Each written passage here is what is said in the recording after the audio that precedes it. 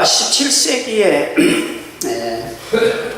천주교 신부로서 비밀리에 결혼을 해가지고 천주교에서 파문을 당해서 영국 국교의 신부로 이제 전향하고 이렇게 성직자 생활했던 존 턴이라고 하는 분이 계십니다. 이분이 쓴 신앙록이라고 하는 책에 로맨 아일랜드 그 글 중에 누구를 위하여 조종이 울리느냐 묻지 말라. 그 조종은 바로 너를 위해서 울리는 것이다. 이 조종이라고 하는 말에서 아이디어를 얻어서 20세기에 유명한 해밍웨이라고 하는 이 문학가는 누구를 위하여 종을 울리나, 종을 울리나, 영화로도 유명한 영화가 되죠. 이 누구를 위해서 종을 울리나라고 하는 이 해밍웨이의 그 소설의 주인공은 미국 사람으로서 스페인 그 내전에 참전했던 어떤 병사가 주인공입니다. 내가 미국 사람인데 스페인 내전에 참전해서 생명 걸고 내가 싸우고 있는데 누구 위해서 내가 싸우는 거야? 뭐 우리나라 지금 우리나라 남북 만약에 전쟁이 일어날 때 우리나라 국민으로서 전쟁에 가서 싸우는 건 모르지만 미국 사람들, 영국 사람들, 유엔군이 와서 싸우는데 그 중에 어떤 사람은 내가 뭐 때문에 이겨서 싸우는 거야 도대체? 그런 생각을 가질 수 있겠죠. 그런 주제를 가지고 있어요. 누구를 위해서 종을 울리나. 천주교가 중세 시대를 지배하던 유럽에서는 마을 중앙에 교회가 있습니다. 모든 길은 노마로 통한다가 아니라 모든 길은 교회로 통한다.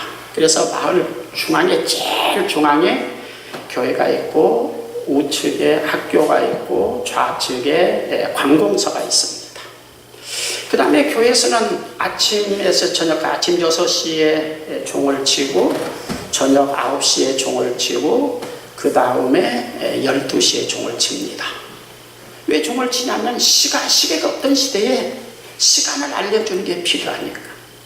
저녁 9시에 종은 특별히 잠자는 취침종 요즘 말하면 그 당시에 농경사에서는 옛날에는 전등이 없었을 때 저녁밥 먹으면 잠자잖아요. 9시에 종을 울리면은 그 종소리는 귀신을 쫓아내는 효력이 있다. 우리가 잠자는 동안 하나님을 의식하고 믿는 그런 믿음을 스위치를 내리고 내가 아무 의식 없이 잠자는 동안에도 그 종소리는 귀신을 쫓아내고 마을의 평안과 우리 가정을 지킨다고 하는 그런 믿음도 작용했어요. 그런데 이 교회 종소리는 이제 예배 시간에 주일날 예배 시간에 예배를 올리는 종도 치죠. 그 다음에 또 사람이 죽으면은 죽었다고 하는 알림을 알리는 종을 칩니다. 요즘 같으면 부고를 발행하지만 그 마을 중앙에 있는 교회에서 종을 칩니다. 예배 시간에 종소리하고 부고를 알리는 사람이 죽었다고 알리고 부고를 알리는 이 조종은 그 사인이 달라요. 이게 사람이 죽었다고 하는 것을 알리는 종은 아주 느리게 땡 이렇게 긴급한 사태가 맞고 어떤 전쟁이라든가 옛날에 그 당시에 중세는 십자군 전쟁이나 이런 전쟁이 있어요. 신기한 뭐 긴박한 침공이나 전쟁, 동원령이나 이런 걸 내릴 때 그냥 땡땡땡땡땡땡땡 이렇게 종을 쳐서 이 교회 종소리가 그 사람들의 생활을 상당히 지배도 하고 영향을 끼칩니다. 그런데 이 조종소리, 죽었다고 알리는 조종소리, 조종이 울리면 누가 죽었어 이렇게 바빠 죽겠는데 누가 죽어가지고 이렇게 또 신경 쓰게 만들어. 여러분도 바빠 죽겠는데 이거 참 무슨 청첩장이나 뭐 이거 오면 안 갈 수도 없고 갈 수도 없고 참 이거 참 계속으로 뭐 군시렁거린다고 그러죠. 좀 군시렁거리면서 마지못해서 가는 경우도 없잖아 있지. 이 농경사회에 지금 한참 바쁜데 말이야. 일대 바쁜데 막 가족하고 막 김내고 바쁜데 누가 죽어도 아주 빠지가 이게 지금 안 갈 수도 없고 말이지.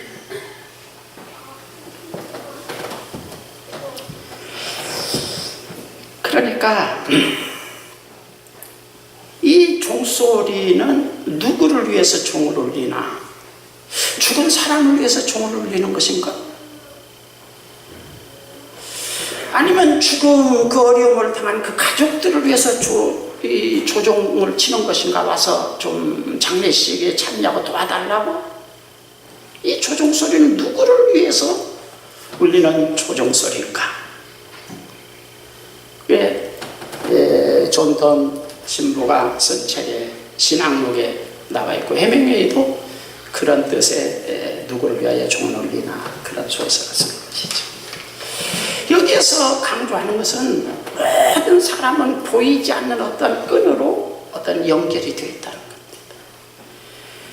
한 동네에 사는 농부의 죽음은 옛날에 농경사회 바로 한 마을이 서로 물물교환하고 같이 연대감을 가지고 살고 있는 이 마을에서 농부가 죽는 것은 너의 식량을 공급했던 바로 그 사람이 죽은 거야. 네가 아침 저녁 날마다 먹는 밥상에 식량을 공급하던 그 농부가 죽은 거야. 배틀제 뒤에서 길쌈하던 아낙네의 죽음은 네가 입고 있는 옷감을 만들어 대던 바로 그 사람이 죽은 거예요. 저 마을 뒤편에 변두리 해변에 살고 있는 어부가 죽은 것은 네 식탁에 생선을 잡아 공급하던 바로 그 어부가 죽은 거예요. 그 조종은 사실은 다른 사람 몫이 아니라 사실은 네가 먹는 밥상에 식량을 공급하고 네 식탁에 생선을 공급하고 네가 입는 옷을 짜내든 옷감을 짜내든 바로 그 사람이 죽은 거야. 밀접한 관련이 있는 것이고 너는 그 사람의 여러 가지 알게 모르게 도움과 혜택을 입으면서 살았어. 또 하나는 너도 죽을 거야. 너도 언젠가 죽을 거야.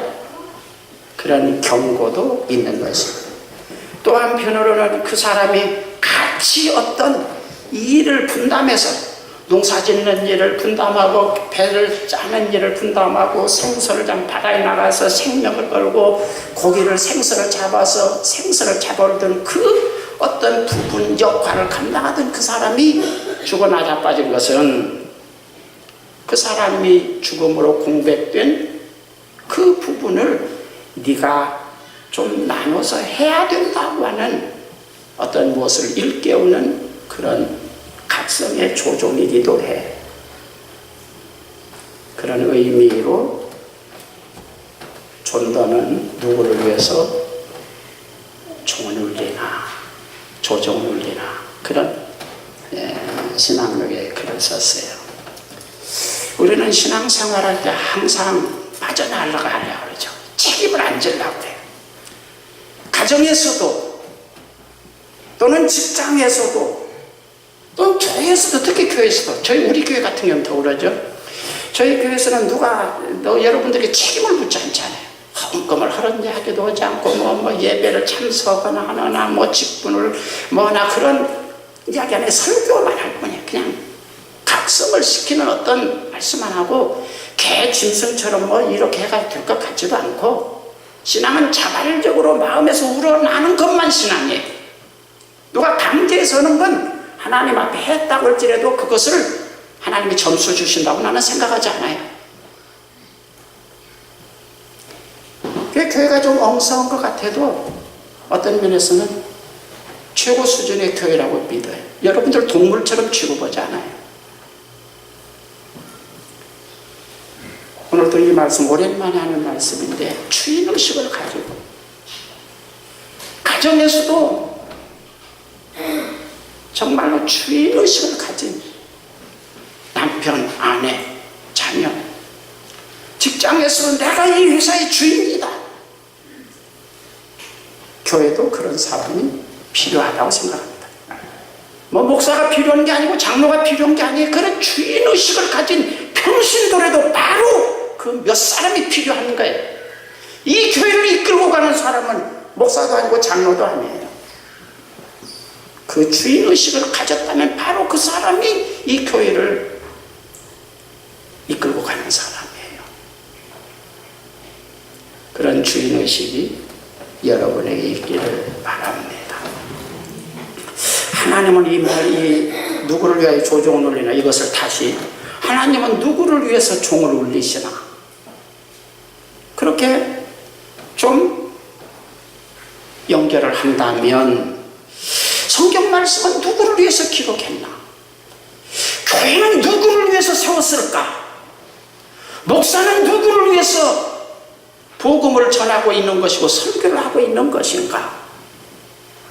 어떤 사람 목사가 자기 밥벌이를 위해서, 그건 아니죠. 바로 여기 있는 여러분, 당신들을 위해서, 나를 위해서 성경은 기록되어 있다 이거죠. 나를 구원하시기 위해서 예수님을 보내셨다는 것이죠. 내가 예수님을 제대로 믿고 구원받도록 하기 위해서 교회가 세워졌다는 것이죠. 다른 사람 신경 쓰지 마세요. 바로 나를 위해서. 내 아내도 신경 쓰지 마세요. 사실은 나를 위해서. 그 다음에 내가 구원받은 다음에 내 남편, 내 아내, 내 자녀, 그 다음에 이웃사람이죠. 자기 자신도 물에 빠져서 구원받지 못한 사람이 다른 사람, 물에 빠져 죽어가는 사람, 지가 물에 빠져 죽게 생겼는데 뭐 다른 사람 아니에요.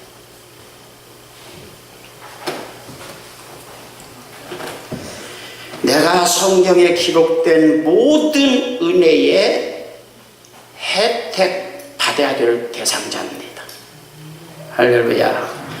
내가 하나님이 구원하기로 작정하신 구원 대상자 영순에 속한 사람이 바로 나입니다. 하나님이 축복을 주려고 하는 축복 대상자 영순이가 다른 사람의 신앙생활, 기도 많이 하는 사람, 그거 생각하지 마세요. 바로 내가 바로 하나님이 축복을 주려고 하는 대상자, 바로 1순위 영순위가 바로 나 자신이다. 하나님께서 좀 귀하게 쓰시려고 전국 고급 인력 스카웃 대상자로 지목한 영순위가 바로 나다. 이런 어떤 의식을 가지고 여러분들이 신앙생활을 한다면 은혜가 되리라고 믿습니다. 예배소서 1장 4절 7절에 보면 창세전에 그리스도 안에서 우리를 택하사 우리로 사랑 안에서 그 앞에 거룩하고 흠이 없게 하시려고 그 기쁘신 뜻대로 우리를 예정하사 예수 그리스도로 말미암아 자기의 아들들이 되게 하셨으니 이는 그의 사랑하시는 자 안에서 우리에게 거저 주시는 바 그의 은혜의 영광을 찬미하게 하려는 것이라.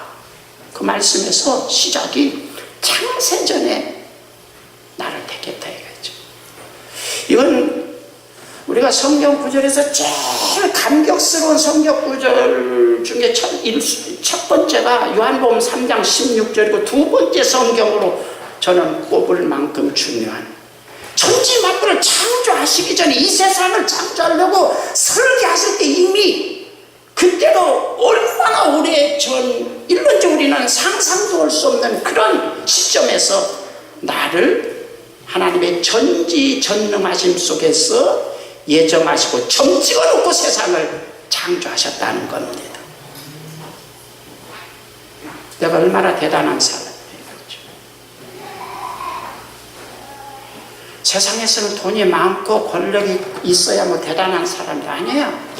잘 학교를 전혀 안 다녀서 무식하고 아주 가난한 속에서 시골에서 땅을 아주 직장에서 제일 낮은 위치에서 정말로 사람에게 멸시 천대를 받는 사람이랄지라도 예수님을 믿고 구원받았다면 그 사람은 이 세상에 제일 귀한 사람이에요. 사람을 의식하지 마세요. 교회도 육적인 세상에 속한 단체이기 때문에 목사도 여러분을 그런 사람을 좀 하찮게 생각하는지 모르겠어요. 그러나 여러분 자신은 나는 하나님의 스토리 중에서 하나님의 모든 섭리하심과 역사하심 속에서 제일 핵심적이고 가장 귀한 사람이다. 이런 자부심을 여러분들이 갖기를 바랍니다. 그래서 성경에서 저는 두 구절 꼽으라, 제일 중요한 성경으로 두 구절 꼽으라면 요한복음 3장 16절하고 예배소서 1장 창세전에 나를 하나님이 예정하셨다. 점 찍어놨다. 이 세상 태어나기 전에 하나님이 미리 구별해놨다 이거죠.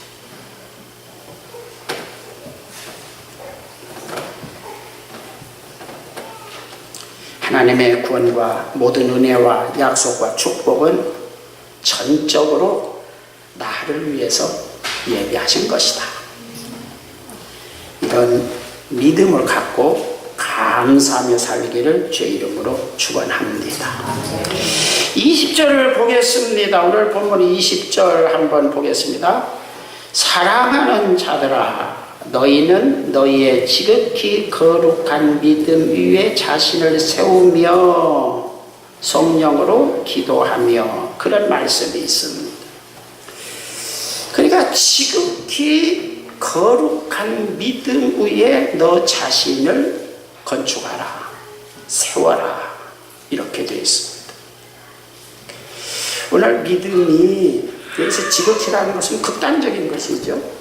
더 이상 덜 수도 없고 뺄 수도 없는 가장 완벽한 어떤 것을 헬라어에서는 우리 번역할 때 지극히란 말로 번역합니다. 지극히 더 이상 덜 수도 없고 뺄 수도 없는 가장 완벽한 어떤 상태를 지금 이야기하는 겁니다. 그런 거룩한 믿음 위에다가 네 인생을 세워라, 이렇게 말씀합니다.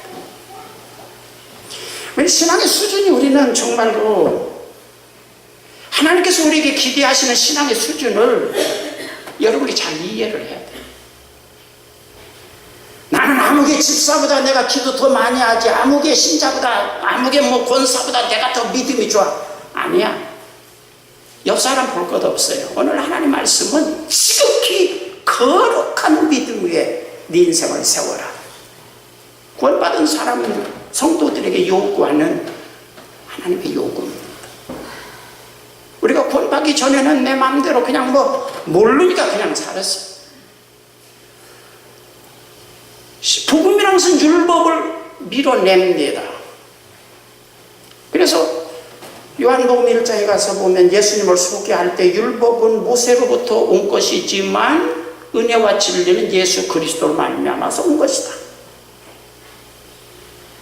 그래서 율법과 우리 신약 시대의 이 크리스찬들 믿음, 복음은 어쩌면 좀 반대 위치에 있을 수도 있고, 율법을 조금이라도 복음에다가 자꾸 뭘 의미 부여하려고 하면 복음을 깔아뭉개는 것입니다.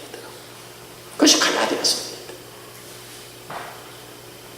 율법이 필요하지만 복음의 신앙을 돕는 어떤 부분에서 율법이 필요한 거지. 그 외에는 율법을 행함으로 복받는다, 그런 이야기들은 목사가 지어낸 이야기들입니다. 신약성에 그렇게 되지 않았어요. 신약성에 여러분 지금부터서 집에 가셔서 100번을 읽어보세요. 그런 성경 구절 없습니다. 근데 우리는 그렇게 이해하고 있는 거예요. 선입관이 그렇게 되어 있습니다. 여러분들이 누군가 이 설교를 자꾸 그런 식으로 부흥의 이런 데를 통해서 아주 그냥 큰 영향을 받았기 때문이죠. 그거 고쳐지지 않으면 결정적으로 신앙생활이 어렵습니다. 지극히 거룩한 것에 위에 너 자신을 세워라. 그리고 기도도 어떻게 해라? 성령으로 기도해라. 여러분, 기도를 우리는 무엇으로 기도합니까? 욕심으로 기도하는 거 아니에요? 여러분, 탐욕 때문에 기도하는 거 아닙니까? 먹고 입고 쓸 것이 있은즉 만족한 줄 알아라. 그리고 하나님께서 필요하면 다 알아서 챙겨줄 거다. 저는 그렇게 믿습니다. 나도 자식을 키우는데 자식이 달라고 할 때도 있지만 거의 챙겨주죠. 부모들은. 밥 안 먹고 놀면 이 자식아 밥 먹어야지. 챙겨서 줍니까? 밥 달라고 해야 줍니까? 아, 편식 하면 야 이놈아 이거 먹어야 돼. 그것만 먹으면 안 돼.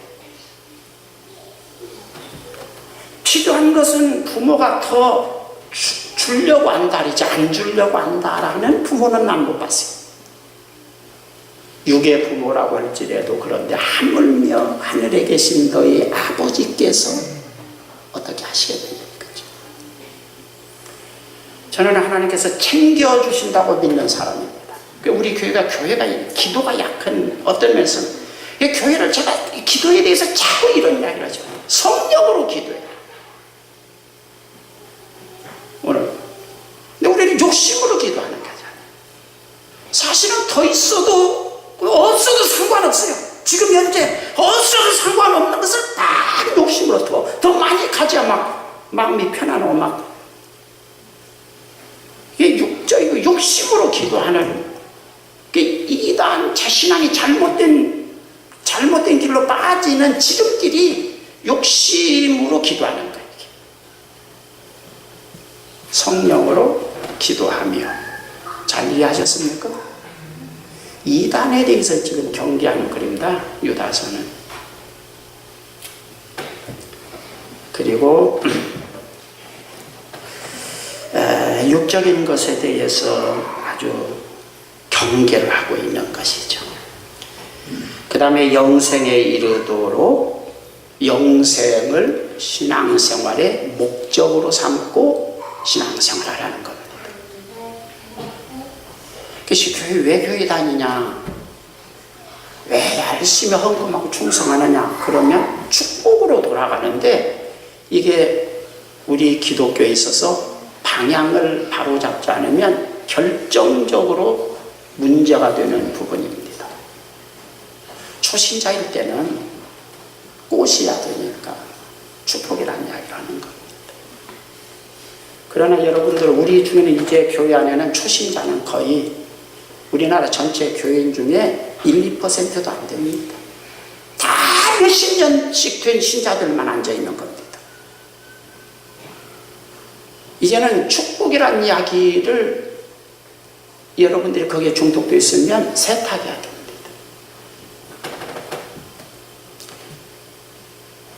영생에 이르도록.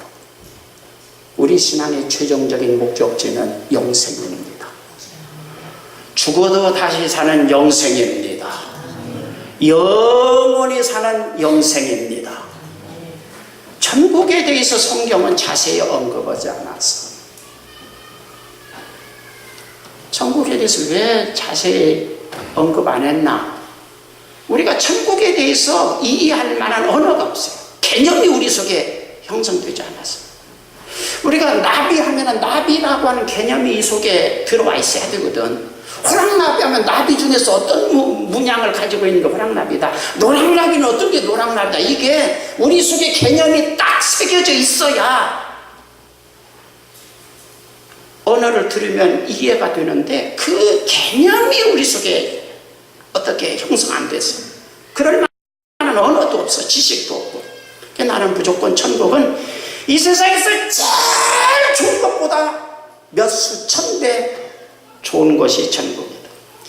이 세상에서 가장 풍요롭고 넉넉한 것보다 몇 수, 백배, 천배 풍요롭게 넉넉한 것이 천국이다. 그렇게 믿기 바랍니다. 그 천국을 들어가기만 하면 값도 없이 그냥 다 여러분이 무상 그냥 멤버십만 가지고 있으면 그냥 다 누릴 수 있는 특권자가 되는 겁니다. 할렐루야. 거기는 딱지도 안 뗍니다. 엊그제 시청 앞에 뭐 볼일 갔다가 잠깐 차를 띄고 뒤돌아왔는데 요즘은요 그냥 뭐 옛날 5분 뭐 그런데요 그냥 딱지를 뒤돌아서 저만 가는데 딱지를 떼어버렸어요. 그래서 갔었더니 요즘은 옛날같이 이거 어때 그냥 띄고 그래서 참 하늘나라는 딱지도 없습니다. 그러니까 속이 굉장히 갔어요. 좀 오래돼. 차 세우는 오래 나가면 뒤돌아 저거 가다 보니까 딱지를 띄고 있어 갔더니 요즘은 그냥 바로 뛴다니까. 와, 하늘나라는 딱지도 없어요. 그 하늘나라를 영생하는 그것을 목적으로 삼고 교회 다니고 신앙생활해라. 그 외에 다른 것을 강조하는 것은 이단입니다. 여러분 기억할 것은 죄라고 하는 것은 하마르티아 관역에서 빗나갔다. 주권자인 하나님께서 이것이 네 신앙의 최종 목적이다 라고 정한 그곳에서 빗나간 것은 돈이든지 성공이든지 축복이든지 건강이든지 신유든지 뭐든지 간에 설교든지 다 죄입니다. 헷갈리게 만들기 때문에 그렇게 정한 겁니다. 이해하시고 신앙생활 하시기 바랍니다.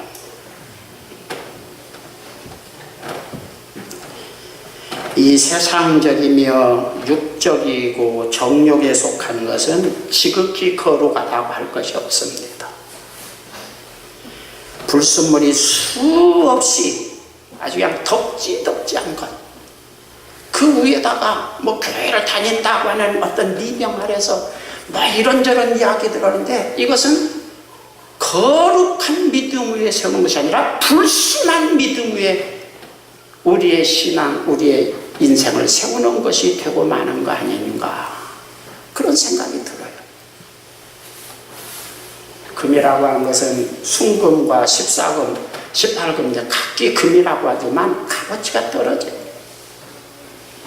하늘나라는 순수한 정금 같은 신앙을 가진 사람만 들어가는 곳이라고 믿습니다. 행함을 이야기하는 거 아니에요. 여러분의 마음에 그런 내적인 동기가 순수하기를 주의 이름으로 축원합니다. 이런 믿음을 가지고 오늘 성경 이 설교 주제에 맞추면 휘둘리지 않고 살아라 이겁니다.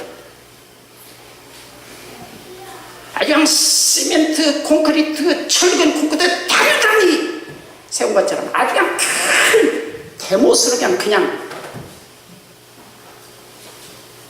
잘 박힌 대못처럼 흔들리지 않고 요동하지 않도록 그런 믿음을 갖고 살아가는 겁니다. 장자크 루소는 이런 이야기를 했어요. 재밌는 이야기예요. 10살 때까지는 과자의 노예가 되고 10대에는 놀이의 노예가 되고 20대에는 연인의 노예가 되고 30대는 쾌락의 노예가 되고 40대는 야심의 노예가 되고 50대는 탐욕의 노예가 된다. 인생이여 그대는 언제 지혜를 찾아볼 것인가? 계속해서 끌려다니며 산다 이거죠. 그런데 정말 그래. 저도 한 7, 8살, 8살, 한 10살 때까지 딱지를 많이 쳤던 것 같아요. 우리 어렸을 때는 노는 게 딱지거든요. 이거 종이에 사과로 접어가지고 딱! 그 다음에 이 시간에서 붓을 치기 딱 해서 그래서 주머니에다 붓을 빵빵히 넣으면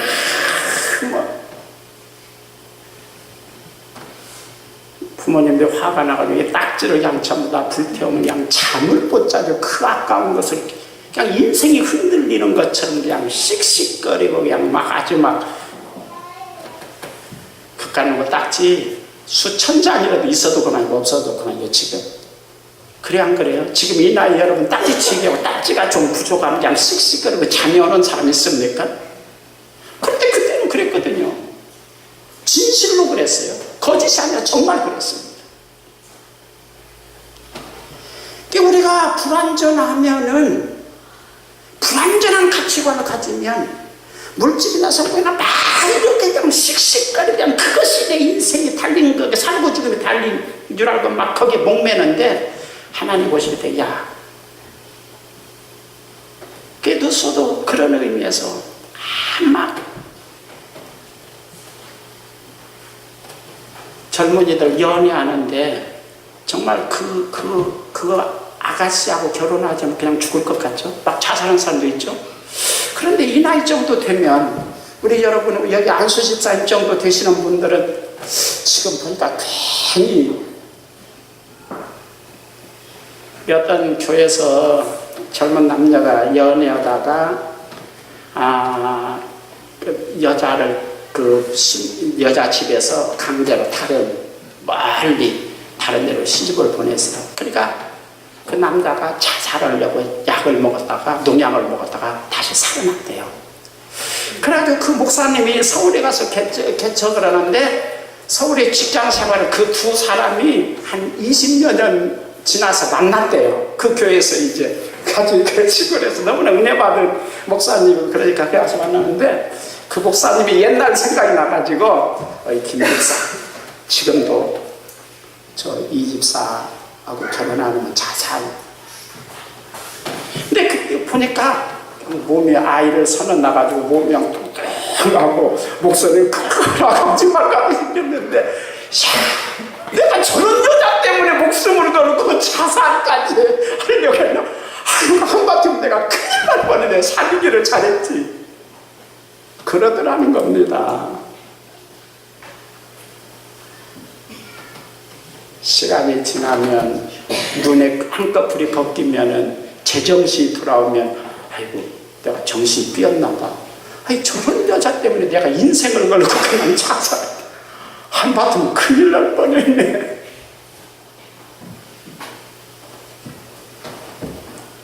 인생이라는 게 막 무엇에 그냥 매여서 막 노예처럼 끌려다녀요. 돈에, 성공에, 이 세상 이런저런 것에. 주인의식을 가지고, 줏대를 가지고, 거룩한 믿음으로 여러분의 인생을 세우기를 바랍니다. 든든히 세우기를 바랍니다. 내 인생의 목표, 내 삶의 목표, 내가 교회를 다니는 신앙생활의 목표는 영생을 얻는 것이다. 하늘나라 들어가는 것이다. 하나님의 생명을 가진 하나님의 아들을 딸이 되는 것이다, 이거죠. 할렐루야. 영생이라는 말을 오래 산다는 말로 해석하면 안 됩니다. 지옥 가서도 영생합니다. 마귀도 영생합니다. 영생이라는 오랜 말도 아니에요. 오래 산다는 말 아니에요. 원어예요. 하나님의 생명으로 영원히 사는 것. 구약에서는 하나님을 영생하시는 하나님의 이름을 불렀다. 하나님만이 영생하시는 분이시다 이거죠.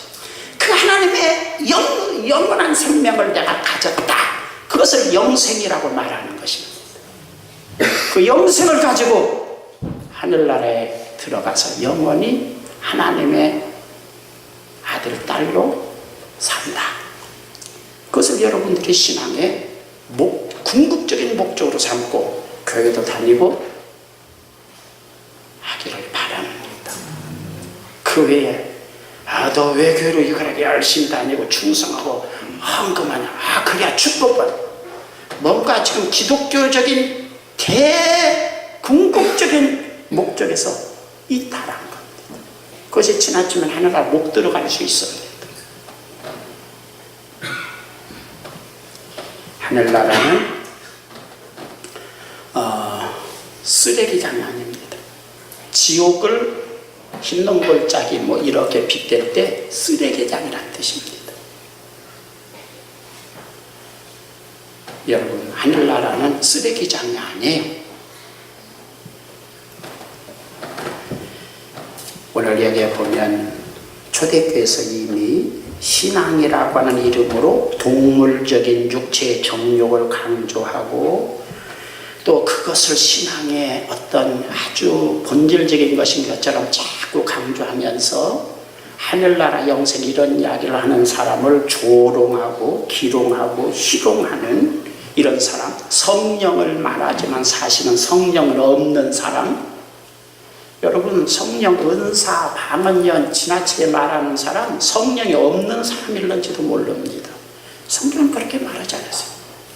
고린도전서 1장, 2장, 13장, 14장까지 보면 제일 끝에 적당히 좀 해라.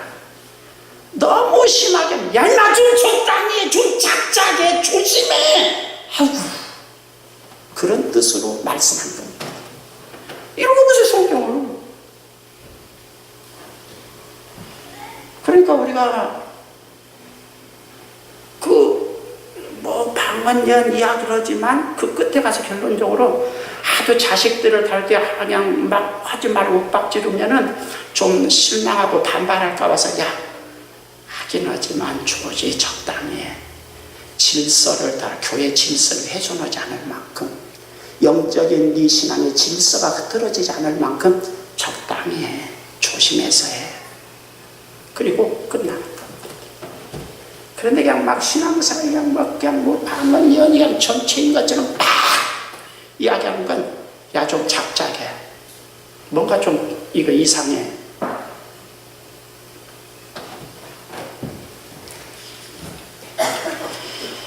그 다음에 우리가 신앙생활할 때 환경에 끌려다니지 않고 여론에 끌려다니지 않고 사람의 평가에 끌려다니지 않아야 되겠어요.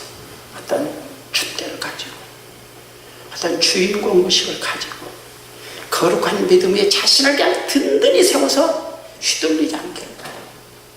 제일 지금 우리가 어려운 게 우리 한국 사람에 있어서 가장 약점이 뭐냐면 여론이에요. 다른 사람이 나를 어떻게 보느냐. 다른 사람 평가에 약해요.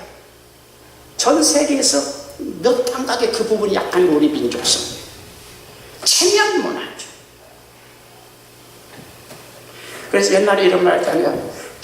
옛날 양반은 참을 먹고도 이를 쓰시면 갈미를 뜯었더니 쫄쫄 굶고 참을 마시고도 그런 이야기 들어보셨죠? 이 체면이야. 이 교회는 이 교회만의 장점이 있어요. 구원과 영생의 복음을 1년 12달 계속 주일날은 거의 여러분들이 설교했으니까. 축복 이런 설교 거의 안 했어요. 헌금 설교도 안 했어요.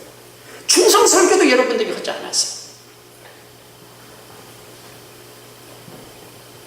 그런 교회를 다닌다고 하는 것도 자부심 중에 하나요. 특이한 교회, 이 교회는. 여러분 1등은 많지 않아요. 보통 수능 점수 보면 최고 수준의 사람 한두 명이에요. 이 교회를 제가 목적하는 것은 우리 정기영 안수집사 그 회사 그 옆에 있는 큰 회사 사장 김 집사가 대원교회는 사관학교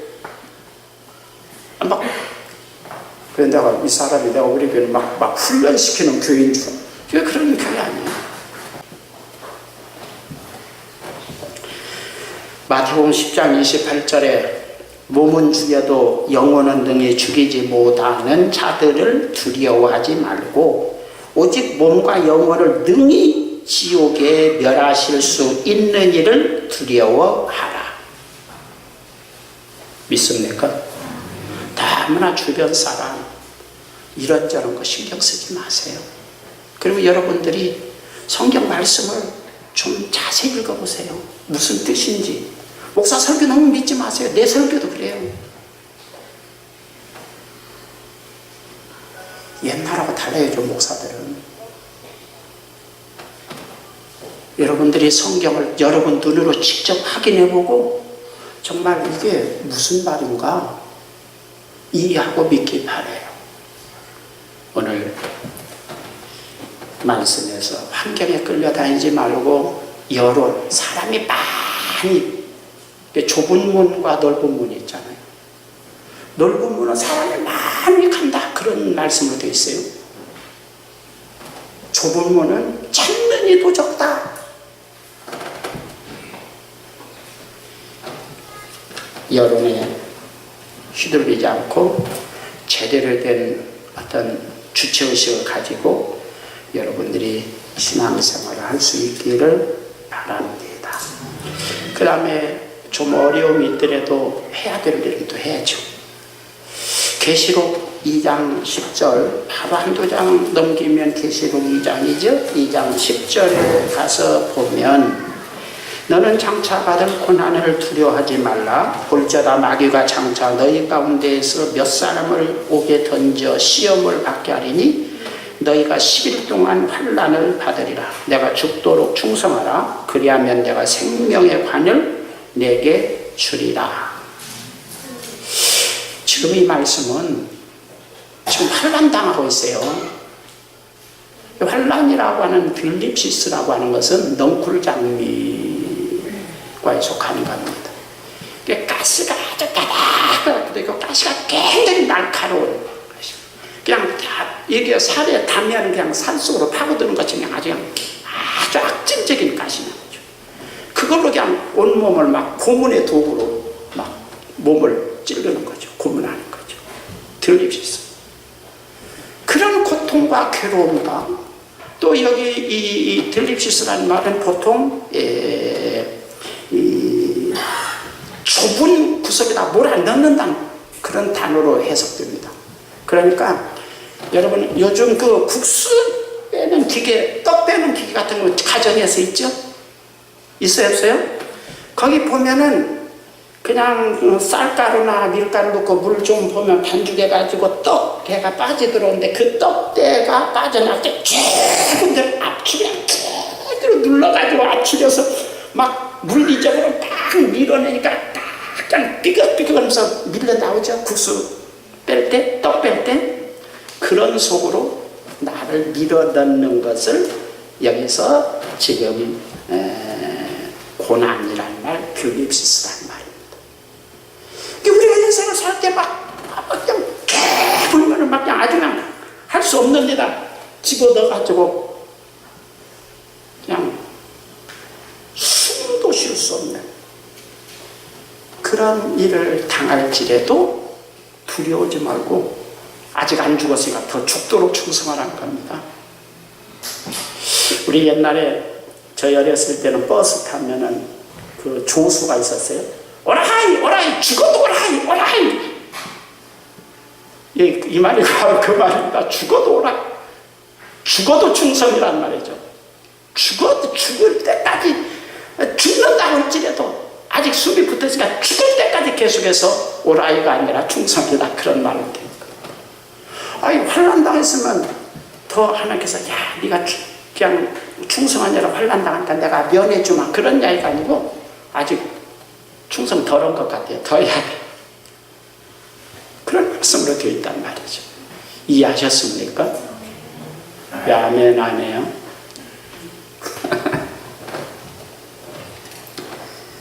환난을 당하고 있어도 계속해서 더 충성하라. 할렐루야. 이야기 하나 하고 마치겠습니다.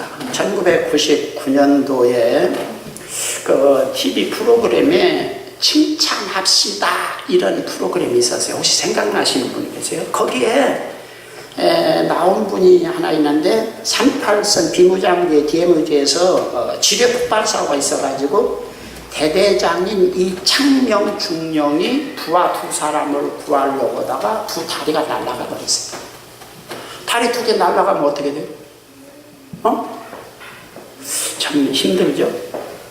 그런데 이창명 중령은 지금 2, 3일이면 다른 부대로 전출을 가기 위해서 인수인계하는데 새로운 대대장에게 인수인계하기 위해서 전방 DMZ의 그 지뢰 배설한 이런 것을 지금 살비 이제 인수인계하는데 대위 하나 오고 사병 서너 명이 인수인계하다가 지뢰가 터질 일이 있으니까 그것을 그 부하들을 구출해내고 이 사람이 다리가 두 개 잘라내버린 거예요. 이게 육사를 졸업해서 이 중령이 곧 이제 대령 달고 전방 근무 모범적으로 했으니까 좀 있으면 대령 달고 조금 있으면 별도 달고 장군도 되고 그래야 되는 이제 40대 초반에 젊은 사람이 두 다리가 잘려버렸어요. 근데 이 사람이 굉장히 대단한 아주 이런 사람이었나 봐요. 누군가가 그 TV 칭찬합시다 PD에게 이 장명 중령을 좀 인터뷰하면 어떨까 소개를 해서 찾아가서 인터뷰를 한 거예요. 그러니까 인터뷰를 하는데 PD가 그 의식을 깨었을 때 정신을 잃고 나자고 이제 이거 육군병원으로 후송돼가지고 거기서 깨어나는데 의식을 잃었을 때 두 다리가 없는 것을 보고 기분이 어땠습니까? 그랬더니 그 사람이 한 말이 뭐냐면 나는 크리스찬이거든요. 그렇게 대답했어요. 그 프로그램을 보니까 나 막 충격받았어. 나는 크리스찬이거든요. 두 다리가 있었을 때는 두 다리를 가진 사람만 가진 할 일을 하나님이 주시는데 두 다리 가진 사람이 너무나 많잖아요. 그래서 두 다리가 없는 사람만이 할 수 있는 일을 하도록 하나님께서 나에게 은혜를 베푸셨다. 이렇게 말했어요. TV에 나온 거 내가 봤어요. 와, 여러분 같은 어떻게 했어요? 조금 있으면 몇 년이면 별달 아주 꿈에 부푼 이런 젊은이가 말이죠. 두 다리가 잘렸는데 하나님 이게 뭡니까? 하나님 계십니까? 안 계십니까? 세상에 내가 얼마나 하나님을 잘 믿는 이게 뭐예요 이게? 잘못하면 그렇게 이게 돌아가기 쉽지 않아요. 그런데 집에 가서 인터뷰하는데 첫 번째 되니까 나는 크리스찬이거든요. 하나님께서 두 다리를 주셨을 텐데 두 다리를 가지고 할 일을 주셨을 텐데 너무나 많은 사람이 두 다리 가지고 있으니까 두 다리 없는 사람만이 할 일을 맡기기 위해서 나 두 다리를 하나를 와, 인생의 해석이 어때요? 제가 제 아들 자랑도 좀 할까요? 우리 아이가 벙어리잖아요. 쌍둥이인데 벙어리잖아요. 여러분도 알만한 사람들은 다들 그런 대로 그런데 아들놈이 신학교 가서 2학년 때 신학교 클래스메이트 전도사들이 이 전도사 우리 방학하면 첫 주간에 기도원에 가서 금식하면서 하나님 예수님은 막경 죽은 자도 살리시고 벙어리 고치시고 그랬는데 우리 기도하면 반드시 나올 수 있으니까 말 잘할 수 있으니까 기도원에 가서 한 주간 우리 금식하고 기도하자. 그래서 우리 아들놈이 뭐라 했다고 그래요? 야야야 그런 기도하지 마. 이건 하나님이 나에게 주신 은사야. 내가 만약에 말 잘하게 되면 내가 어떻게 목회를 해?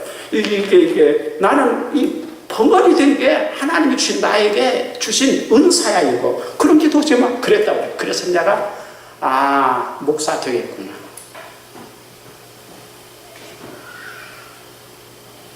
야, 나는 이 장명 중령이 그 인터뷰를 하는데 첫말에 나는 크리스찬이거든요.